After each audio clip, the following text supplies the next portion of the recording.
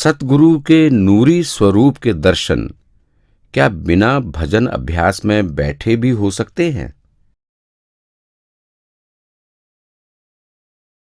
जो भाई बहन पात्र होते हैं, रिसेप्टिव होते हैं, वो खुली आँखों से भी अपने सद्गुरु के दर्शन कर पाते हैं। कितने हम रिसेप्टिव हैं उस पर निर्भर है कि हम अपने सद्गुरु के दर्शन कर पाएंगे कि नहीं कर पाएंगे। इसलिए कई बारी आप सत्संगों में कई वाक़े सुनते हैं कि कई भाई बहन कहते हैं कि वो बैठे हुए थे, उन्होंने अपने सद्गुरु की ओर ध्यान से देखा तो उनकी जगह उन्हें या तो कोई जो पहले सद्गुरु थे उनके दर्शन हुए, या रोशनी ही रोशनी दिखाई दी, या उन्हें अनुभव हुआ कि आध्यात्मिक की किरणें उनकी ओर वहाँ से आ रही हैं। तो जितने हम रिसेप्टिव हों उस लिहाज से ही हम हमारे सद्गुरु कौन हैं उनकी जानकारी पा सकते हैं। तो हम ज़रूर खुली आँखों से भी उनके दर्शन कर सकते हैं अगर हम पात्र होंगे, रिसेप्टिव होंगे। और उसके लिए सद्गुरु का हमारे अंदर होना, उसके लिए रोज़ाना बाकायदगी से अभ्यास करना, ये सब बहुत ही ज़रूरी है। जब ये होंगे तो फिर हम उन्हें ज़रूर उनके दर्शन कर पाएंगे। और इसीलिए बार बार हमें समझाया जाता है कि हम डायरी रखें ताकि अपने आप की ओर ध्यान देते हुए सद्गुणों को अपने अंदर और डालना शुरू करें, और जो भी त्रुटियां हैं वो हमारी ज़िंदगी से हटती चली जाएं, कम होती चली जाएं। और अभ्यास करें रोज़ाना ताकि अंदर में शब्द का हम अनुभव करें, ताकि दिन भर उसका हमें असर लगा रहे। रूहानी प्रेम क्या है?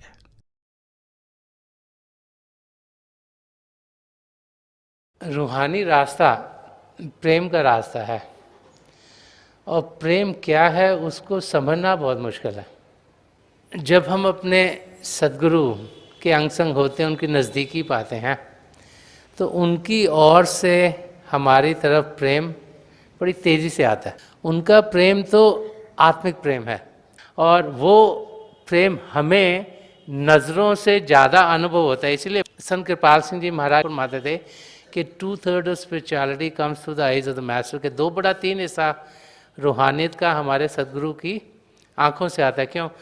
क्योंकि उनकी आँखों से जब हमारी आँखों में कनेक्शन होता है, हम जो कि इस धरती पर जी रहे हैं, हम इन आँखों को बहुत ज़्यादा जोर देते हैं। हम सोचते हैं कि सबसे ज़्यादा कार्य इन आँखों से होता है। साइंटिस्ट भी बताते हैं कि 83% जो हम रोज़ करते हैं आँखों से होता है। तो हम सोचते हैं जो आँखों से होता है वो बहुत ज़्यादा है। इस करके जब उनकी आँखों से हमारी आँखों में कनेक्शन होता है, जब उनके दर्शन हमें मिलते हैं, तो हमें लगता है कि वो हमारे अंदर एक हलचल, प्रेम की हलचल शुरू कर रहे हैं। हमें शारीरिक प्रेम नहीं चाहिए, हमें आध्यात्मिक प्रेम चाहिए। और शारीरिक प्रेम तो दुनिया में कहीं से भी मिल सकता है, लेकिन हमारी आत्मा का मिलन परमात्मा में होना, और आत्मा का मिलन परमात्मा में तब होगा जबकि आत्मिक प्रेम मिलेगा। और आत्मिक प्रेम हम अपने सद्गुरु के जरिए पा सकते हैं। और इसीलिए जब रिस्पेक्टफुल लव होता है तब हम अपनी मंजिल तक सही तरीके से पहुंच सकते हैं। काल के जाल से निकलने का साधन क्या है?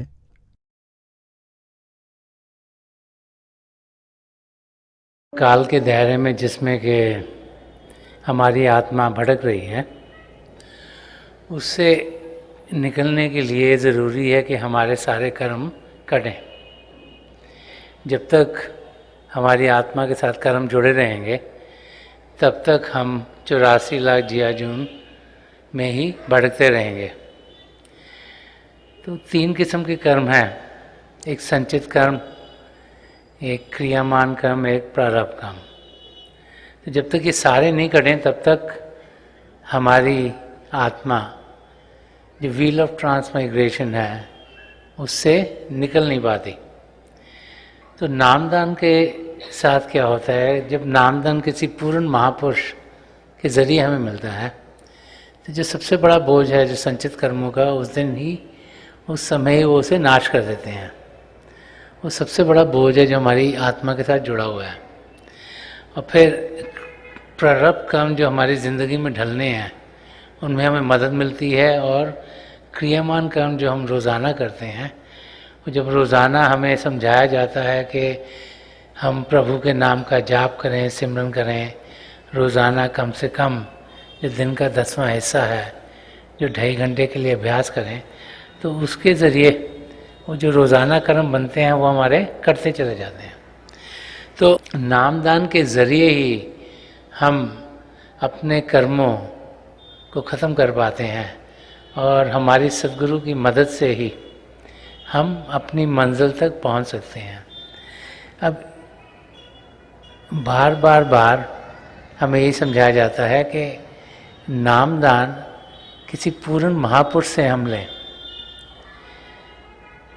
जहाँ तक कोई गुरु पहुँचता है वहाँ तक ही वो मदद कर पाता है। तो जब एक पूर्ण महापुरुष से हमें नाम की देन मिलती है तो फिर सारे के सारे कर्म वो अपने ऊपर ले पाते हैं और हमारे ऊपर से वो हट जाते हैं।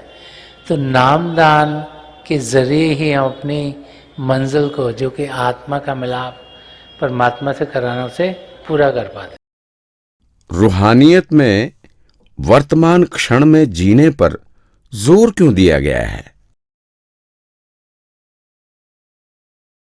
हमें बार बार समझाया जाता है कि जो अभी का क्षण है, जिसे प्रेजेंट मोमेंट कहा जाता है, ये सबसे कीमती है। जो क्षण गुजर गया उसका हम कुछ कर नहीं सकते। जो क्षण आने वाला है वो अभी आया नहीं, उसके लिए प्लान कर सकते हैं, लेकिन वो अभी तक आया नहीं, तो उसके बारे में सोचना या फिक्र करने का कोई फ़ायदा नहीं। तो जो अभी का क्षण है, जो करंट मोमेंट है, वो सबसे इम्पॉर्टेंट है। हमें उसका पूरा फ़ायदा उठाना चाहिए। जो सन्मत का रास्ता है वो बार बार हमें समझाता है कि हम ये ना समझें कि हम अपना ध्यान उन चीज़ों में अगर डालते रहे जो हो चुकी हैं तो उनसे हमें कुछ फ़ायदा मिलेगा। अगर कोई हमने गलती करी है, कुछ ऐसा चीज़ होगी जो होनी नहीं चाहिए थी, उससे हम सीखें, लेकिन उसमें डूबे ना रहें। क्योंकि अगर ये क्षण जिसमें हम जी रहे हैं, इसमें अगर हमने सारा समय पुरानी चीज़ों में ही गवा दिया तो ये क्षण भी गुजर जाएगा, इसका कोई हमें फ़ायदा नहीं होगा। हमें अपना ध्यान पिता परमेश्वर की ओर करना है। हमने इस क्षण का पूरा फ़ायदा उठाना है, और इसलिए हमें इस क्षण में क्या करना है वो उसकी जानकारी होनी चाहिए। ये जो अभी का क्षण है, इसका फ़ायदा तब होगा जब इसमें हमारी आध्यात्मिक तरक्की होगी। तो आध्यात्मिक तरक्की कैसे होगी? पहले तो हमारा ध्यान अपने सद्गुरु में हो, पिता परमेश्वर में हो। दूसरा कि हम सद्गुणों को अपनी ज़िंदगी में ढाल रहे हों, क्योंकि वही एक स्टेपिंग स्टोन है, वही बुनियाद है जिस पर कि हमारी रूहानी ज़िंदगी बनती है। तीसरा कि इसमें हम सिमरन करें, भजन अभ्यास करें, ताकि मन हमें डिरेल ना करे, अपनी मंजिल पर जाने से रोके ना। चौथा, इसमें हम अभ्यास करें ताकि अंदर की दुनिया में बढ़ने के हम लायक हों। शरीर को शांत करें, मन को शांत करें, तभी हम अपनी मंजिल तक पहुंच पाएंगे। तो इनमें से कुछ भी करेंगे तो प्रेजेंट मोमेंट का फ़ायदा होगा। हर क्षण अगर प्रभु की ओर होगा, जिसमें के कदम प्रभु की ओर बढ़ेंगे, तो उसका हमें फ़ायदा ही फ़ायदा है। हमें इस किस्म की ज़िंदगी जीनी चाहिए। तो सन्मत का रास्ता समझाता है कि ये वाला क्षण बहुत ज़रूरी है, क्योंकि बाद में क्या होगा, अगर ये वाला क्षण ठीक हुआ तो बाद का क्षण खुद ब खुद ठीक हो जाएगा। अगर इस क्षण में सिर्फ सोचते रहे कि बाद में करेंगे क्या, तो ये क्षण भी गुजर जाएगा। तो हमें ये देखना है कि इस क्षण में करना क्या है। मन को शांत करें, शरीर को शांत करें, भजन अभ्यास करें, सिमरन करें, या निष्काम सेवा भाव से मदद करें किसी की, वो भी इस क्षण के लिए फ़ायदेमंद है। क्योंकि जब हम निष्काम सेवा भाव से मदद करते हैं, चाहे वो शारीरिक हो, चाहे वो मानसिक हो, चाहे वो फाइनेंशियल हेल्प हो, चाहे वो और किसी की मदद हो, तो उसका फ़ायदा बहुत ज़्यादा होता है और हमारे कदम हमें अपनी मंजिल की ओर तेज़ी से बढ़ते हुए दिखते हैं।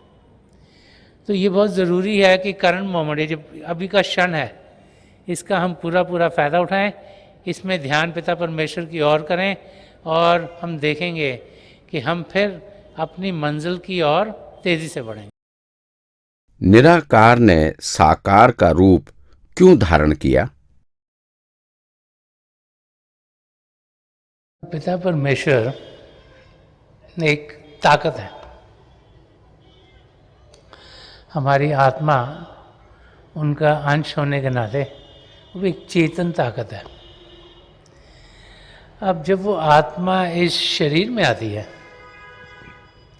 तो इस शरीर में हमें मन इंद्रियां दी गई हैं जीने के लिए। आँखों से इंसान देखता है, कानों से सुनता है, नाक से सूंघता है, ज़बान से चखता है, फिर स्पर्श की इंद्रिय। शरीर में सेंसर्स हैं तरह तरह के, फीलिंग्स ऑफ टच, और इनके ज़रिए हमारी ज़िंदगी इस धरती पर गुजर रही होती है। हम मन इंद्रियों के घाट पर जी रहे होते हैं। अब मन इंद्रियों के घाट पर जीते हुए हम वही ग्रहण कर पाते हैं जो कि हमें उनके ज़रिए मिलता है। तो पिता परमेश्वर, जिनका कोई रूप नहीं, जो चेतन अवस्था में है, उनकी जानकारी मन इंद्रियों के घाट पर कैसे पाई जाए?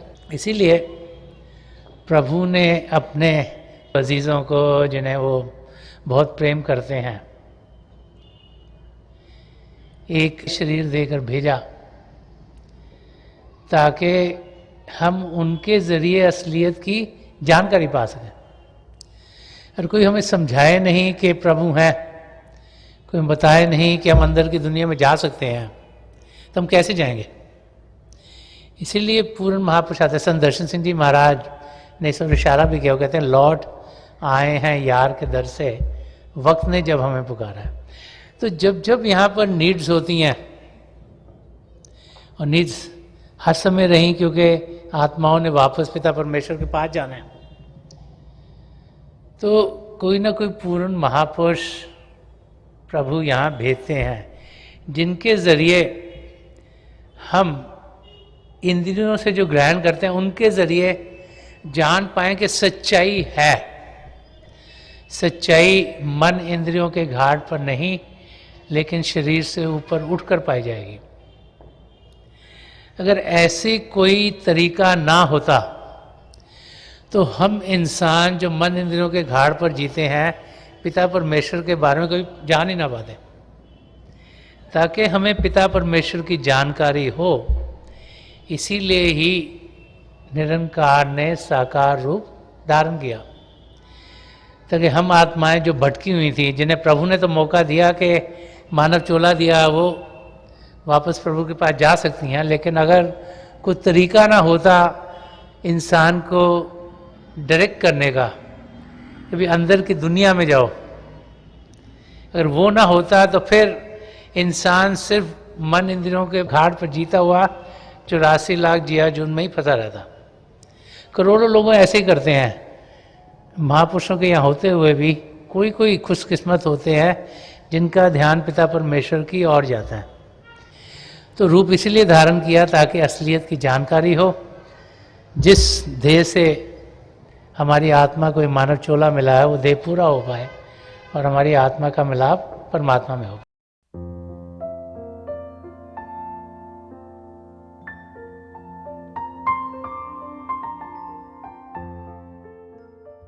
तो थोड़ी देर के लिए हम सब अभ्यास के लिए बैठ जाएं। आप जहाँ भी बैठे आराम से बैठेगा, अपनी आंखें बंद कर लीजिएगा। ये जो आईबॉल्स हैं आंखों के डेले सीधे सामने और नीचे जैसे 8-10 इंच आपके सामने फोकस हो। तो आंखें बंद करते ही वो भाई बहन जिन्हें नाम की देन मिली है, आप सिमरन कीजिएगा। और वो भाई बहन जो यहाँ नए हैं, आप पिता परमेश्वर के किसी भी जाति नाम का जाप कर सकते हैं। जाप मन ही मन करना, ऊंचा नहीं दोहराना। आपके सामने रोशनी खुलनी शुरू हो जाएगी। शुरू में हो सकता है रोशनी के चिन्ह हो, रोशनियाँ टिकी हुई हों, रोशनियाँ किसी भी रंग की हो सकती हैं, लाल, पीला, नीला, हरा, संतरी, सफ़ेद, कोई भी रंग हो। जो कुछ भी दिखता है उसके बीच में देखिएगा और बहुत से नज़ारे आपको देखने में मिलेंगे। मेरी प्रभु के चरण कमलों में, और जो पिछली सेंचुरी के महापुरुष हुए हजूर बाबा सावन सिंह जी महाराज, परम संत कृपाल सिंह जी महाराज, दयाल पुरुष दर्शन सिंह जी महाराज के चरण कमलों में यही प्रार्थना है कि जो जो हम सबके लिए बेहतर हो वही हमारी ज़िंदगी में ढले। इन महापुरुषों की इतनी दया में रहो कि हम सब के साथ जुड़ें और अपने भीतर प्रभु की ज्योत के दर्शन कर पाएँ। थोड़ी देर में मैं आपको इस बैठक से उठाऊँगा और मेरी शुभकामनाएं आप सबके साथ हैं।